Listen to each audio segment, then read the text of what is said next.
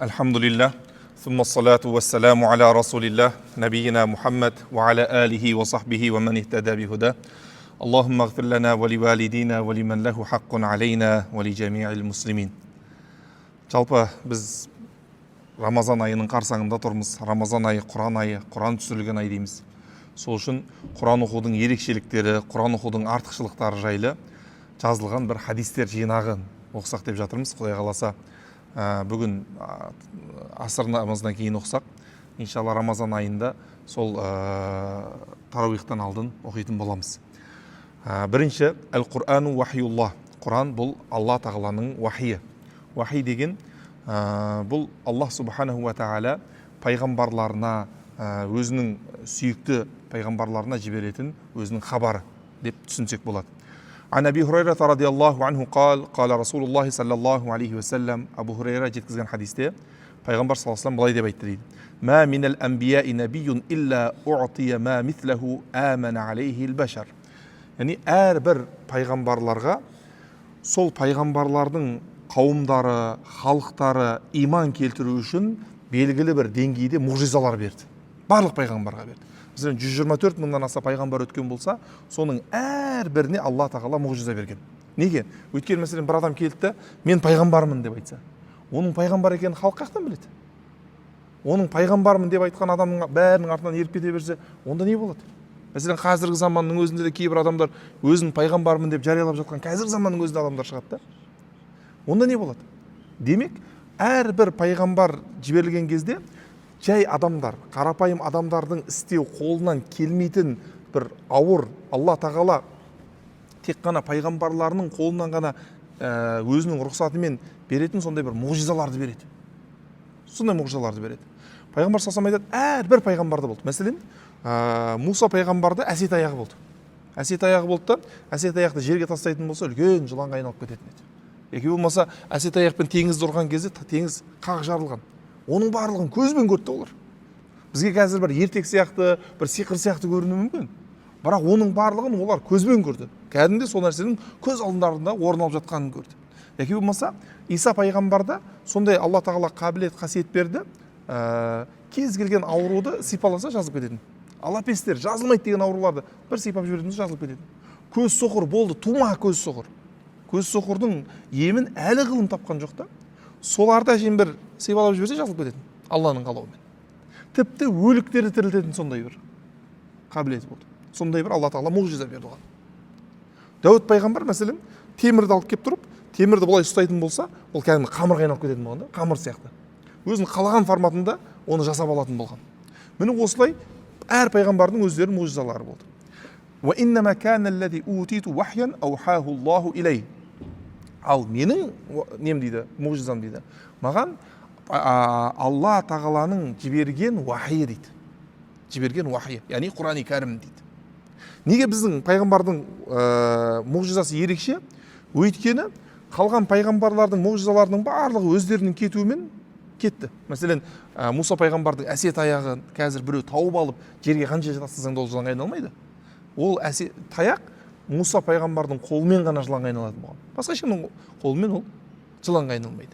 Яки болмаса, Иса алейхиссалам сияқты үйтіп, Иса алейхиссаламның мұғжизасын көрсете алатын адам жоқ.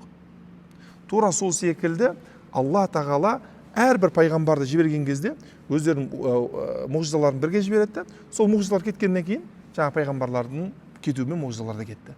Ал пайғамбар саллаллаху алейхи ва саллямның мұғжизасы болса, бұл мәңгі түсетін, мәңгі жалғасатын, 23 жыл бойы түсті, мәңгі жалғасатын Құран-ы кәрім болды дейді. Құран-ы кәрім болды дейді. Фаржу ан акун аксархум табиан йомал қияма. Қиямет күнінде ең көп үмбеті бар адам мен боламын деп үміт етемін дейді. Осы жердің өзінен пайғамбар саллаллаху алейхи ва саллямның шын пайғамбар екендігі дәлелі шығады. Неге? Пайғамбар саллаллаху алейхи ва саллям өте аз еді бұл кезде. Мынау хадисте айтқан кезде ең азшылықтардың бірі еді. Айналасында бір 100-200 шақты адам ғана бар еді. Ары кетсе 1000 адам бар еді, мына хадисте айтқан кезде. Бірақ ертең қияметке барған кезде ең көп үмбеті бар үмбет мен боламын деп отыр да, пайғамбар мен боламын деп отыр. Ал қазіргі заманда әлемде қанша 8-9 миллиард адам бар десек, 2 миллиардтан көп мұсылман бар да. Әр 4 адамның біреуі мұсылман. Әр 4 адамның біреуі мұсылман. Бұл да болса пайғамбар саллаллаху алейхи уассаламның сол кездегі мұғжизасы. Сосын пайғамбар саллаллаху алейхи уассаламның осы вахиден өзге мұғжизасы болмай қалған жоқ. Вахиден өзге де мұғжизалар болды. Сол кезде пайғамбар саллаллаху алейхи уассаламның дүние салумен кеткен мұғжизалар болды. Пайғамбар саллаллаху алейхи уассаламның заманында мәселен жұмада намазында уағыз айтып тұрған еді. Бір кісі келді де, уа Алланың елшісі деді, сапарға шыға алмай қалдық деді. Жан жақтың барлығы құрғап жатыр деді. Шөл болып жатыр. Дұға қылыңызшы Алла тағаладан, үстімізге жаңбыр берсін Алла тағала деді. Ол кісі дұға жасап еді, мінберден түспей жатып, жаңбыр жауып кетті. Жаңбыр жауып кетті. Келесі жұмада тағы уағыз айтып жатса, жаңағы адам қайтып кіріп келді, уа Алланың елшісі, дұға қылыңызшы, жаңбырдың қатты жауғандығынан сыртқа шыға алмай қалдық. Мына жаңбыр тоқтасын деді. Сонда пайғамбар саллаллаху алейхи вассалам Аллахумма хауалейна ла алейна, біздің үстімізге емес айналамызға жаудыр деп дұға жазады. Мінберден түскенше аспан ашылып кетті. Осындай мұғжизаларды көрген сахабалар. Бірақ мәңгі жалғасатын біздің дініміз, пайғамбар саллаллаху алейхи вассаламның алып келген ислам діні, бұл пайғамбар саллаллаху алейхи вассаламның пайғамбарлығынан бастап қияметке дейін жалғасатын болғандықтан, қияметке дейін күші жететін уахи керек болды. Оның уахилығы қандай? Оның уахилығы бірінші оның шеберлігінде, сөз саптауының күштілігінде бірінші, екінші оның ішінде хабарларында, оның ішіндегі үкімдерінде уахи бар, мұғжизалығы бар. Қандай мәселе? Айтты да Алла тағала Алиф лам мим ғулибатир рум. Рум империясы сол кездегі екі үлкен алып империя бар еді, Парс империясы, Рум империясы. Екеуі соғысты, Рум империясы жеңіліп қалды. Сонда Алла тағала айтты да фи аднал арди ва хим мин баъди ғалабихим сайғлибун дейді.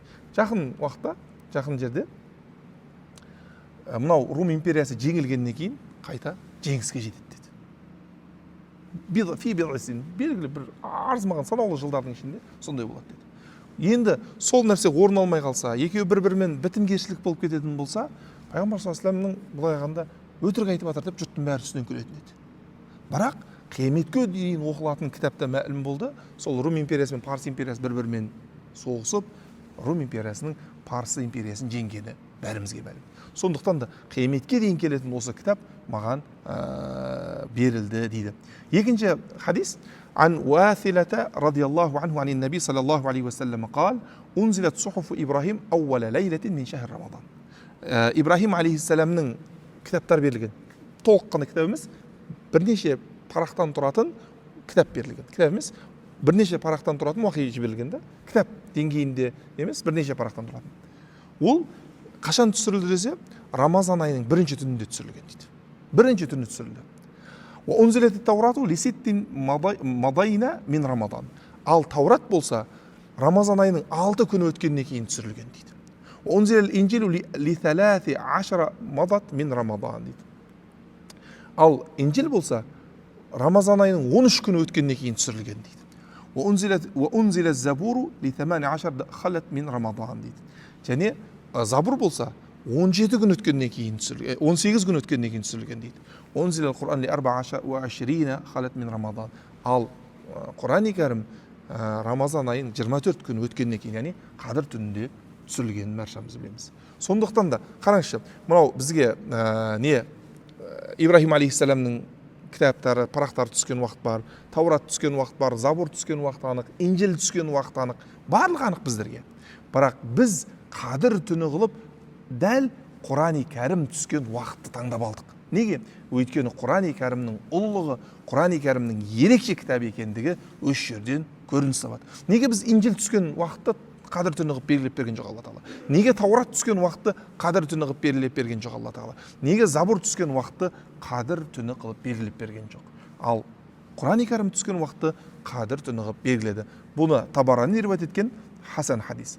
Келесі хадиске келсек, وعن عائشة أم المؤمنين أن الحارث بن هشام رضي الله عنه سأل رسول الله صلى الله عليه وسلم فقال Айша радиаллаху анха жеткізген хадисте Абу Жахил деген бар ғой, білесіздер ғой, Абу Жахил деген. Соның туған бауыры Харис деген бауыр болған, ислам дінін қабылдаған.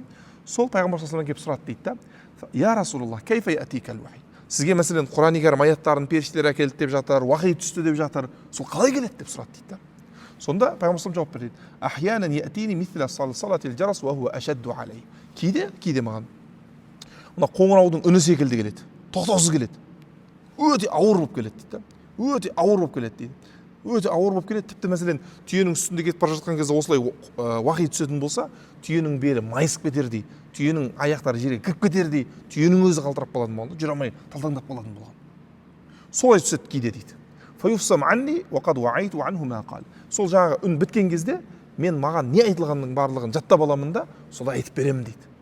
Жаңағы уақи келіп аққан осылай келетін болғанда, мәселен қоңырау кішкентай ғана болса деп келсе, ол адамға қатты құлақты теспейді. Бірақ анау дәу қоңырау таң деп тоқтамай ұрып жатса, құлағыңды тез жіберетіндей болып келеді ғой. Солай құлақты тез жіберетіндей өте ауыр болып келеді дейді. Өте ауыр болып. Үні мына қоңыраудың үніне ұқсағандығынан емес, мына құлақты шыңғырлап тез жіберетіндей болып, осылай бір ауыр болып келеді маған дейді. Ал екіншісі кейде адам кейпінде келеді. Көбінесе Дихия деген сахабаның кейпінде келетін болған. Адам кейпінде келеді да, келіп әңгімелесіп отырады. Пайғамбар біледі оның Жибрейіл періште екенін. Сүретте ол айтып кетеді. Мәселен, Бұхариде келген хадис бар ғой, сахабалармен бірге отырған Пайғамбар алдында бір адам келді дейді. Үсті аппақ киім киіп алған. Даланың барлығы шаң тозаң болса, үстінде сапардың белгісі жоқ, шаң тозаң жоқ үстінде. Кіріп келді де Пайғамбар саллаллаху алейхи ва саллям ислам не, иман не, ихсан не деп сұрақтарды біледі. Ұзақ хадис бар сол. Бұлай ғана осылай келеді дейді. Айша радиаллаху анха айтады: "Валақад раайтуху янзилу алейхи ал-вахи фил йауми аш-шадид ал-барад, фаяфсиму анху ва инна жабинаху ла ятафассаду арқан" дейді. Айша радиаллаху анха айтады: қатты суық кезде ол кісіге уахи келіп жатқанын сездік дейді. Сол уахи келіп, анау жағдайға түседі, жаңағы уахи келіп жатқан жағдайға. Уахи жағдай біткен кезде жаңағы пешенесі қандай суық болса да су зер болып кеткенін көрдік дейді. Осылай ауыр, осылай бір қиын халде келіп, Пайғамбар саллаллаху алейхи ва салламға осылай уахи келетін болған. Ал төртінші хадиске келетін болсақ, ан Уасилат ибн Асқақ радиаллаху анху анна набия саллаллаху алейхи ва саллам қал, ол кісі айтады, Уасилат ибн Асқақ деген сахаба айтады, Пайғамбар саллаллаху былай деп айтты дейді: "Уътиту макана ат-таурати ас-сабъ". Маған Құран-ы Кәрімде Таураттың орнына 7 сүре берілді дейді. Таураттың орнына 7 сүре берілді. Бақара, Али-Имран, Ниса, Майда, Ан'ам, А'раф, Юнус. Осы 7 сүрені Масани ас-сабъ деп айтады. Ас-сабъ деп айтады. Осы 7 сүре берілді дейді. Ұзақ Масани ас-сабъ деп, ұзын 7 сүре де. Осы 7 сүре. Бұл ненің орнына? Таураттың орнына. Таураттың орнын басатын, Тауратпен пара-пар болған. Яғни осы 7 сүрені оқып шыққан адам, бұрынғы Тауратты оқып шыққан адам қандай сауапқа кенелетін болса, тура сондай сауапқа кенеледі. Уътиту макана az-забури ал-маин дейді. Ал Забурдың орнына Маин сүрелер берді дейді. Яғни аяттары 100 аяттан тұратын, немесе одан сәл көп аяттан тұратын, немесе сәл аз аяттардан тұратын сүре берілді дейді. Уътиту макана ал-инжил ал-масани. Ал Инжилдің орнына мәсәни, яғни аяттары 100 аяттан аз болған сүрелер берілді дейді. Ал وَفُضِّلْتُ بِالْمُفَصَّلِ. Енді осы 3 кітаптың орнын беріп тастады ғой. Яғни мынаны оқыған адам Тауратты оқығандай сауап алады. Мынаны оқыған адам Инжилді оқығандай сауап алады. Мынаны оқыған адам Забурды оқығандай сауап алады. Ал маған дейді муфассал сүрелері, яғни Хужраттан басталып Нас сүресіне дейінгі аралықтағы сүрелер, шамада 3,5-4 пара сүре, бұл ана үшеуін қосқандағы сауаптың үстіне қосымша берілді. Бұлай ғанда Құран-ы Кәрімді басынан аяғына дейін оқып шыққан адам Тауратты, Забурды, Инжилді сол кездегі кейіптерінде оқығанмен қатар, және тағы да бірнеше сауаптың иесі болады. Яғни 3 кітапты қосып оқып шыққан, әр басқа да сауапты тағы да бір бөлікті оқып шыққандай сауапқа кенелетіндігі жайлы айтады. وعن عائشة соңғы хадис, عائشة رضي الله عنها أن النبي صلى الله عليه وسلم قال, Айша радиаллаху анха айтады, Пайғамбар саллаллаху алейхи ва саллям дейді: "Мен ахаза ас-сабъ ал-аула фахуа хибрун" дейді. Кім-дегім жаңағы алғашқы 7 сүрені оқып, жаттап, әрқашан соған амал етіп жүретін болса, ол үлкен тұлға, үлкен ғалым болады дейді. Яғни Бақара сүресін, Али-Имран сүресін, Ниса сүресін, Майда сүресін, Ан'ам сүресін, А'раф, Юнус деген 7 сүрені оқып, әрқашан жаттап, соған амал етіп жүретін болса, ол өте үлкен ғылымы ұшан теңіз, үлкен ғалым болып саналады дейді. Алла тағала естігенімізге, білгенімізге амал етуді нәсіп етсін. Иншалла осылай Құранның аяттарын иншалла осылай Құранның аяттарындағы ерекшеліктерді иншалла алдағы күндерде тағы да түсіндіріп отыратын боламыз. Хада валлаху алям саллаллаху алейhi Мұхаммад. Я Раббым, Алла мына алдымызда келе жатқан Рамазан айының қадірін білуді, Құран-ы Кәріммен өткізуді пайғамбар саллаллаху алейхи вассалам қалай көрсеткен болса, солай амал еткен халде өткізуді баршамызға нәсіп ет. Ва ахиру дауана анил хамдулиллахи раббил алемин.